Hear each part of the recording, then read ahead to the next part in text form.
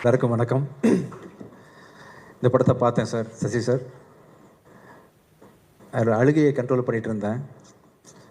வழக்கமாக நிறைய பேர் வந்து சோகத்துக்கு தான் அழுவோம். நான் வந்து எமோஷ்னலாக நல்ல விஷயங்கள் காதில் கேட்டால் கூட எனக்கு கண்ணீர் வரும், நல்ல விஷயங்கள் பார்த்தா. ஸோ அன்பை விதைக்கிற படமாக எல்லோரும் சொன்ன மாதிரி இந்த படம் இருந்துச்சு. இந்த காலத்தில் நல்ல விஷயத்தெல்லாம் பேசினா கிரிஞ்சுன்னு சொல்கிறானுங்க. நல்ல விஷயத்த பேச முடியல.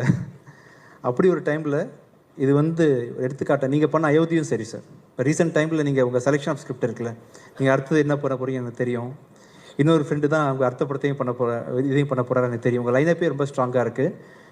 நீங்கள் செலக்ட் பண்ணுற விஷயங்கள், செலக்ட் பண்ணுற ஸ்கிரிப்ட் எல்லாமே புது புது டேரக்டர்ஸ், அயோத்தி டேரக்டர், இந்த டேரக்டர் எல்லாருக்கும் பெரிய நம்பிக்கை கொடுக்குது.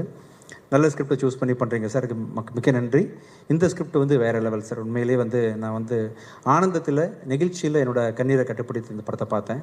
சூப்பராக இருந்துச்சு சார். ஆக்சுவலாக இன்னொரு பிச்சைக்காரன் மாதிரி இருந்துச்சு செகண்ட் ஹாஃப்லாம். நல்லா இருந்துச்சு. ஸோ இந்த படத்தை வந்து இந்த சின்ன வயசுலேயே இந்த நெகிழ்வான படத்தை பண்ணுறதுக்கு வந்து கொஞ்சம் வயசானதான் இந்த மாதிரி மூட்லாம் வரும். உங்களுக்கு எப்படி இப்படியே வந்துச்சுன்னு தெரியல. ஆக்சுவலாக அருமையாக பண்ணிங்கப்பா அபி. இல்லை, சூப்பராக பண்ணிங்க, நல்லா இருந்துச்சு, ஒண்டர்ஃபுல். ஃபஸ்ட் படம் மாதிரி தெரியல.